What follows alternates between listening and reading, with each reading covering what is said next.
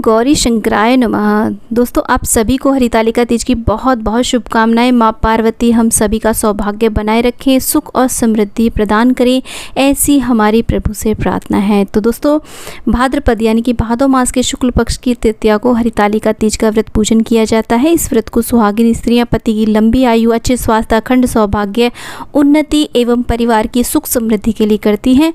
कहीं कहीं पर कुंवारी कन्याएं भी सुयोग्य वर की कामना से इस व्रत को करती हैं। इसे तीजा का व्रत भी कहा जाता है। ये व्रत मुख्य रूप से यूपी बिहार में किया जाता है, अन्य क्षेत्रों में भी किया जाता है, लेकिन पूजा करने में थोड़ा बहुत डिफरेंस आ जाता है। मुख्य रूप से बात यही है कि हमें माता पार्वती का विशेष रूप से इस दिन पूजन किया जाता है और साथ में शिव जी व गणेश जी का भी पूजन किया जाता है।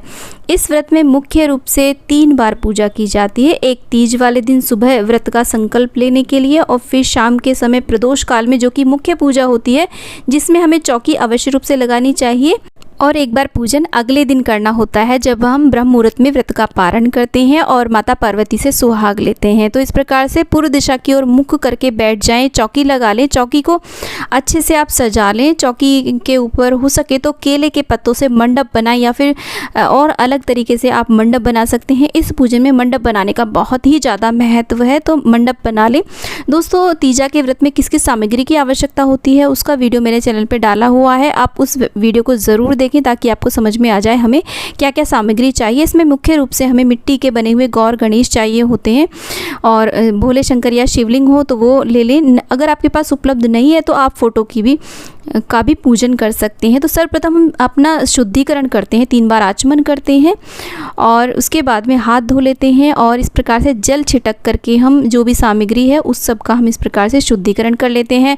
और हमने यहाँ पर देखिए कलश की स्थापना की हुई है, दीप कलश बनाए हैं। तो सर्वप्रथम हम भगवान का नाम लेते हुए इस प्रकार से अग्निदेव का आवाहन करते हैं। उसके बाद में हम हाथ में अक्षत पुष्प लेते हुए सभी देवी देवताओं का आवाहन करेंगे और कहेंगे कि हे गौरी गणेश भोले शंकर, हम हरितालिका तीज का पूजन करने जा रहे हैं। आप कृपा करके यहाँ पर पधारिए और हमारी ये पूजा स्वीकार कीजिए। इस प्रकार से हम आवाहन करेंगे।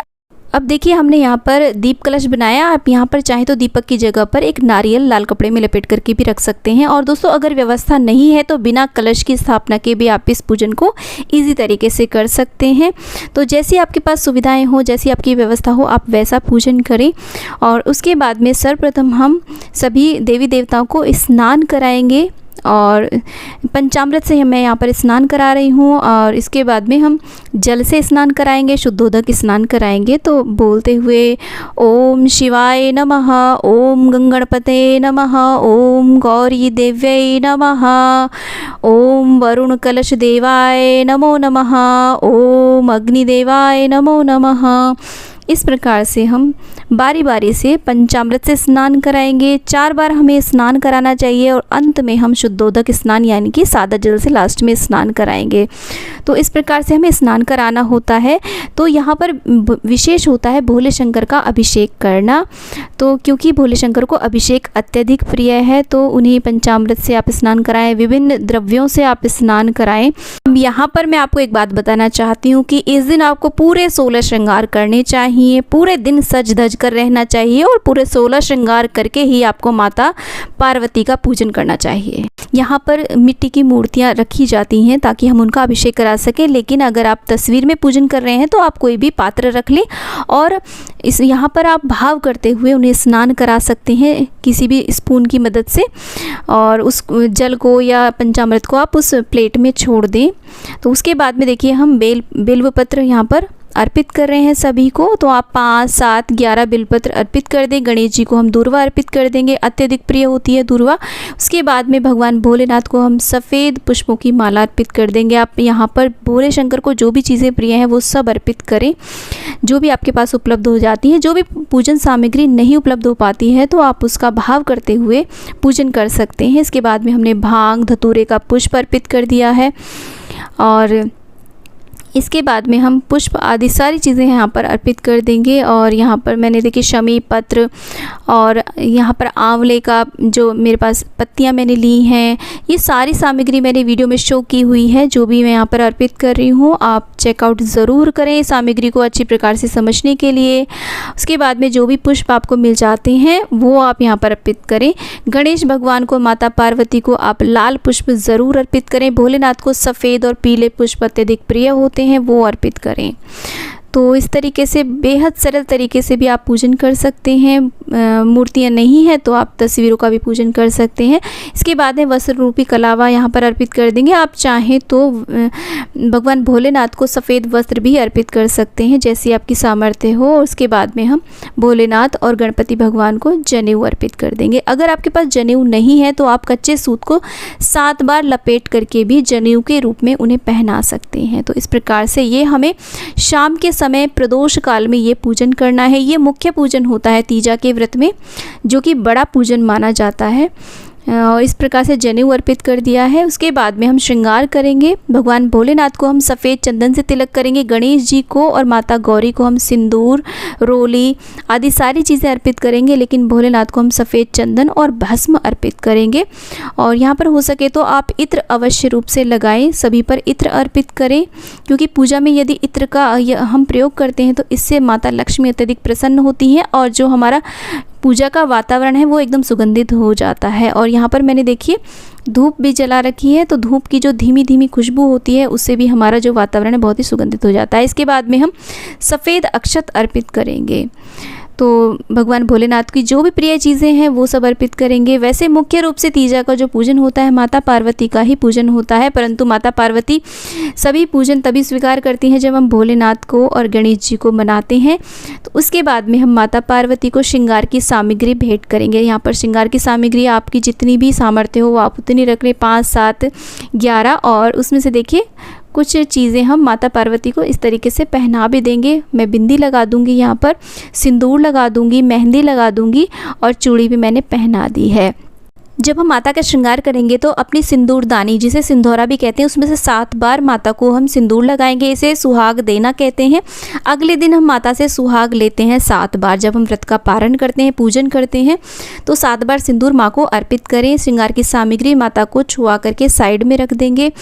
इसके बाद में हम आप देख सकते हैं कि मैंने 5 तरह के फल यहाँ पर अर्पित किए हुए हैं और श्रीफल अर्पित करेंगे। श्रीफल के ऊपर हम इस तरीके से कलावा और पुष्प रख लेंगे और एक रोली से टीका भी लगा लेंगे। माता को हम श्रीफल अर्पित कर देंगे, सभी देवी देवताओं को।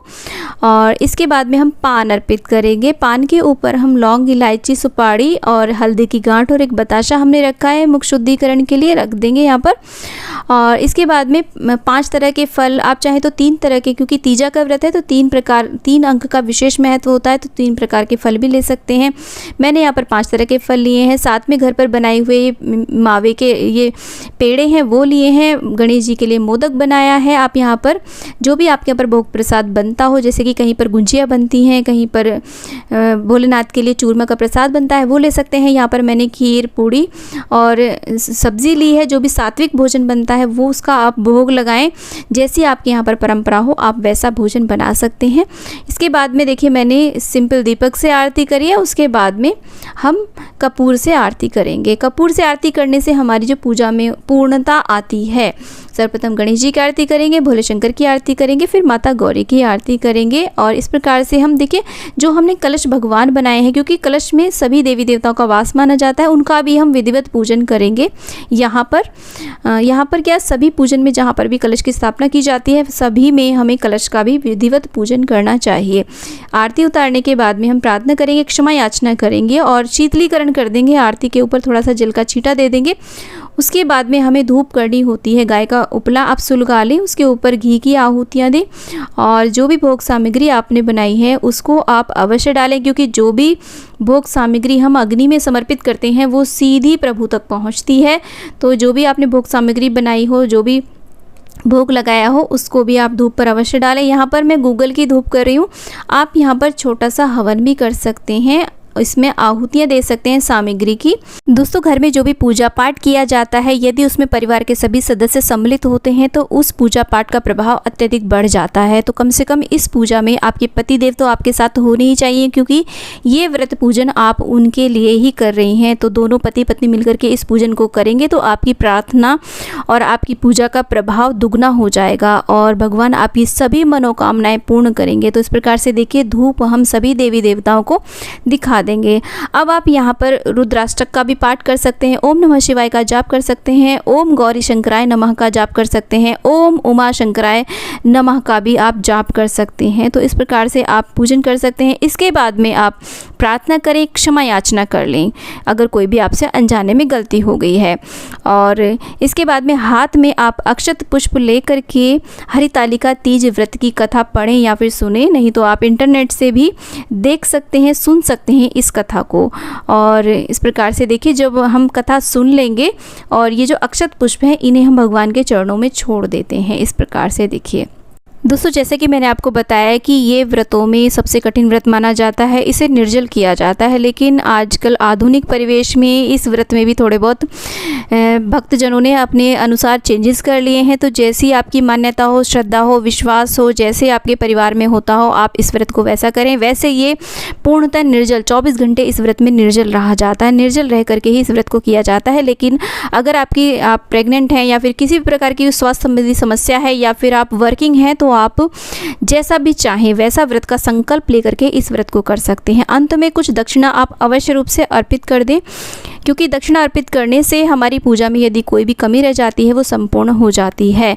तो दोस्तों, इस व्रत को किस प्रकार से किया जाता है, क्या नियम होते हैं, इससे रिलेटेड मैं वीडियोस आपको अलग से दूंगी, क्योंकि ये वीडियो पूजा विधि के लिए था जो कि बहुत ज़्यादा लंबा हो चुका है। तो दोस्तों, वीडियो अच्छा लगा तो वीडियो को लाइक करें, चैनल को सब्सक्राइब करें और वीडियो को ज़्यादा ज़्यादा शेयर करें। और कॉमेंट बॉक्स में ओम नमः शिवाय, ओम गौरी शंकराय नमः अवश्य लिखें। दोस्तों, आज के लिए इतना ही और आप सभी को हरितालिका तीज की एक बार फिर से हार्दिक शुभकामनाएं।